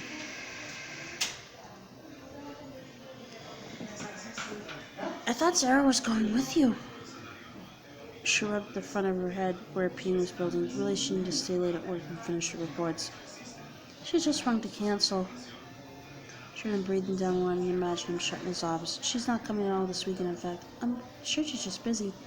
No, you know it's more than that. She's furious with me. Well, she has a right. She has no right to be. Eleanor bent her chin toward her chest to try to ease the tension in her neck and across her shoulders. She blames me, and she's probably right. I mean, if I'd been more lovable, Nancy wouldn't have needed to have an affair with that terrible man. Eleanor shut her eyes against the image of Robert at his desk, a large, empty house to go home to. Or maybe she actually blames me. Enough people do. When I walk in meetings now, most women look at me through these narrow eyes, and they can tell they've passed judgment already. Stop it, Robert. Of course Zara doesn't think that. Look, what time shall I meet you? 7:30 outside Covent Garden Tube Station. Okay, see you there. Thanks, Ellie. Her breath quickened because he never shortened her name before. She only told Nancy that she met him first all those years ago after a party the three of them had gone to at the end of their second year. She wanted her life would have panned out if she had mentioned it, because Nancy would have encouraged her to go for it.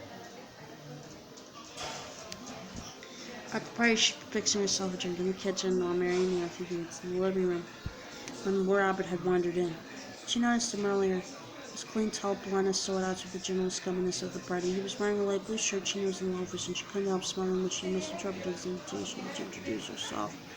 But he seemed a bit lost, so she asked him what course he was doing, and he said, "Why?" She snorted and raised her eyebrows. "Not like that," he said, waving his hands in front of his face. She laughed, turning around and leaning back against the sink to get a sip from her drink. "I didn't know there were different ways of taking law." His blush was endearing. "Well, the degree is the same. I just mean I'm not into the idea of becoming some sort of corporate hotshot defending another oil spill or getting a celebrity off a rape charge. I want to do good with it." That was her turn to blush then, because his words sounded so close to what she held secretly in her heart. She tried to keep her voice casual. "I know what you mean. I'm reading English, but I actually want to work in overseas relief. I just can't shake the thought of holding me out there and then needing something that doesn't mean anything." His face broke into a wide smile. "Yeah, that's just how I feel. I look around when I'm in lectures sometimes and I can only see the pound signs above everyone's heads." She had to stop herself from smiling at his words. "Do you want some?" She tilted the bottle which she'd been about to take out to Mary Nancy his way. Yes, thanks, yes, please. Miss Fox, the cup when she took it, her fingers brushed, and it felt like when you unplug something there's a loose connection and it sparks in your hand.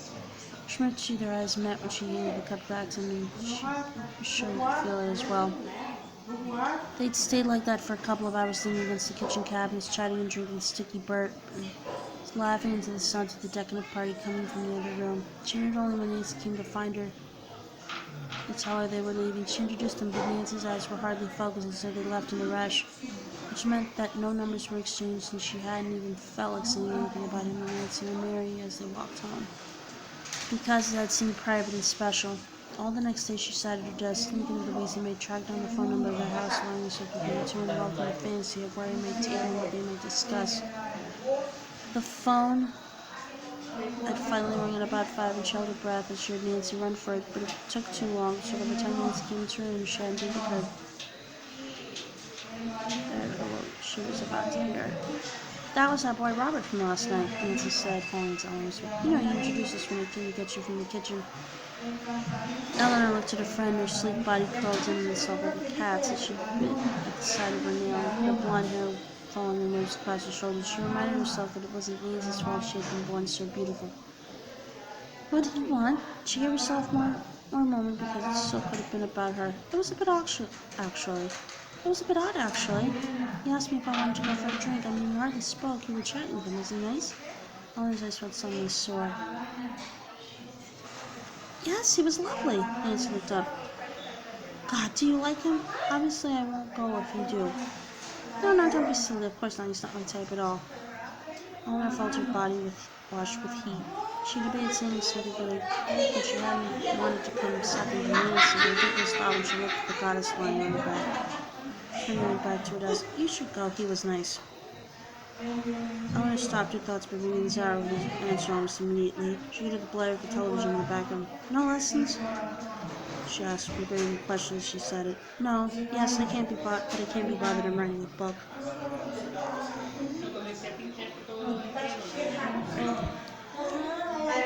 Eleanor found in the same capacity as Nancy to make her feel slightly dizzy. A book, a novel. Really? It's the only thing that stops me from crying at the moment. Well, that's good. Your dad just called. He's not. Said you're not coming down here. No. She could almost see Zara sticking on her bottom lip as she spoke. He's disappointed. Hold over. You're not being fair to him, is it? You weren't there. You didn't live with us. What do you need your brother in? Betsy ached along with her head.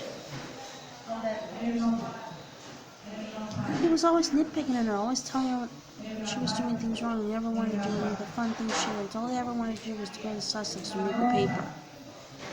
Eleanor remembered this exact complaint from Nancy, and in an order that she should have spoken to Zara about it. It seemed totally disloyal. That's a bit unfair. He works very hard. Zara, Norman, and Eleanor told the whole away from her because it could have been Nancy she was talking. You can't be angry with him for that anyway. Your mom did love him, you know. What if it wasn't Davida? Did she say he was called David? Yes, but obviously she wouldn't have said Davida to me. It would have given so much away. But you're right, maybe it wasn't him. Maybe it might be another David entirely. He might not even be called David. She could have just told me any name because he kept pestering her about who he was. Or not the lover at all. There was a pause and I thought, why do you think the police questioned Dad so much? They wouldn't have been doing the job if they had it, but he could get really angry. He and Mom argued quite a bit. Zora's voice had withdrawn and she sounded about 10. Eleanor had to shut her eyes for a moment against her spiraling thoughts. Because not everything she knew could be shaken or she might not survive. All married couples argue, Zara, and everyone gets angry. It doesn't mean anything. Sometimes I can almost understand what Mom saw David before yet.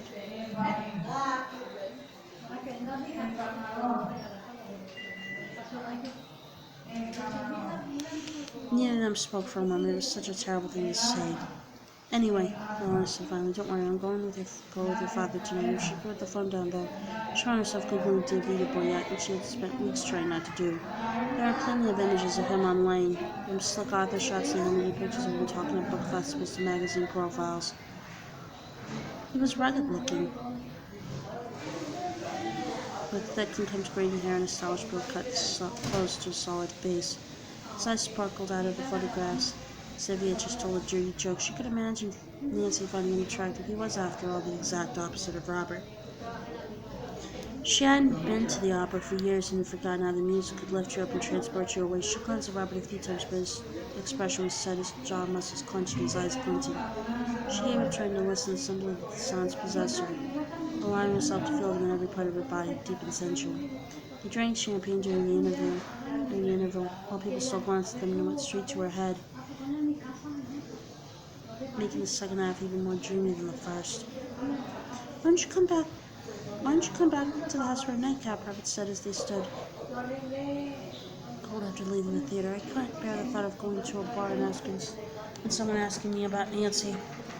That would be lovely, Eleanor replied, tucking a neat bob behind her ears because her arms felt suddenly useless. Oh, you're so stylish, Nancy had said to her once as they jostled for space in front of the neighbor bar party. And Eleanor had felt totally shocked that someone like Nancy can be style anything about anyone else, especially her. But you're so beautiful, she said. You don't have to be stylish. I have to work it myself. You just can't be. You can just be. Nancy had frowned into the mirror. Did you notice Professor Sokov staring straight at you when he was talking about kids today? Eleanor had. Well, he was, Nancy said, because he was beauty kitty across as well as a blessing.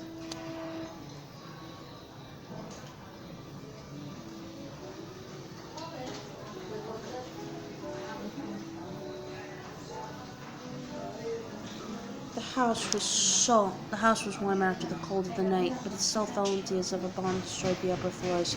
Robert poured them drinks and they sat next to each other on the sofa. Lovely dress, by the way, Robert said. Eleanor looked down at the brown silk which she wore looked shapeless on her round shirt frame. Thank you. She wanted what Nancy used to wear to the opera. Something perfect, no doubt. It's been nearly 2 months, Robert said. I was thinking the other day, I'm so glad it happened just after Christmas. Imagine if we'd had to get through that as well. And the weather should turn soon. I think we'll feel better when we get stuck in a clean place again.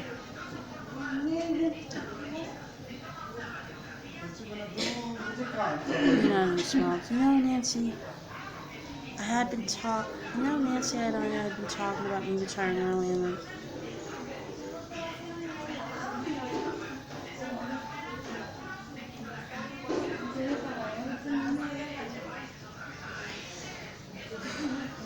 okay.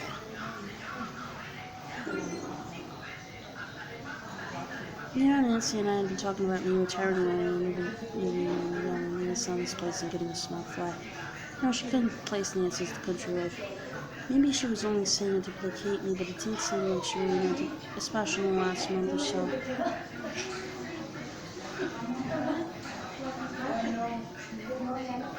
Eleanor put her hand over the top of Robert's. She was always so complicated, Nancy. I expect she did mean it.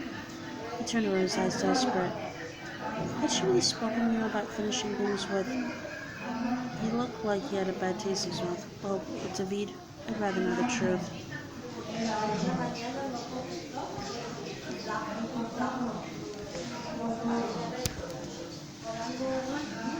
Oh, David, I'd rather know the truth. You know, it might make David a boy yet. I mean, the police couldn't pin anything on him at all. Robert was like a little boy and she wanted to make it better for him. Oh, I know, but was she really talking about ending the affair? Eleanor would never tell Robert what Nancy had been like at the beginning of the affair, how she had radiated, how she seemed driven to compel her along, and had never seen her so happy. But it was also true that at the end something had totally switched. She became desperate to be clear of the man she'd risked everything for. Yes, she really wanted to end it, but he wasn't letting her. I'm sure that's what happened that night. I'm sure she told him it was categorically over and they got into a fight. Robert hunched over himself, a fierce cry escaping before he clamped his hand over his mouth. Eleanor felt like she was looking at a drowning man, someone who had been physically pulled back to life. She embraced him and encircled her waist, clinging her head side against his breast, sobs wrapping his body. She kissed the top of his head and stroked his back, as she would any wounded animal. All at once her name Nancy was right there again, just under her skin.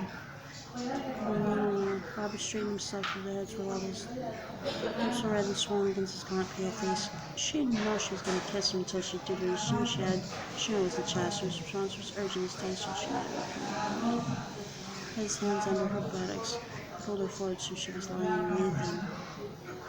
The silk of her dress rose easily, showed the zip of his fly, and then she felt inside her like it was coming home.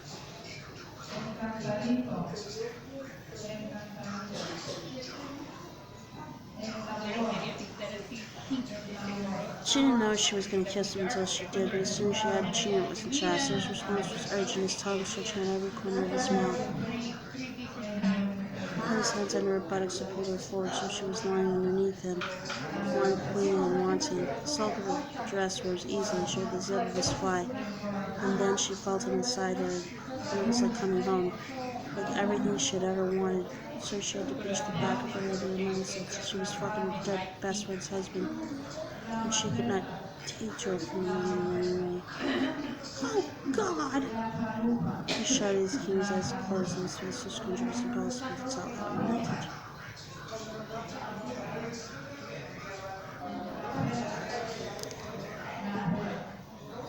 I'm sorry, he says, they disentangled themselves. Don't be ashamed. She had sat next to each other on the sofa, and Robert took her hand against her, she leaned her head against his shoulder. He didn't speak, but she wondered if he too was looking at the rose of Nancy on the mantelpiece.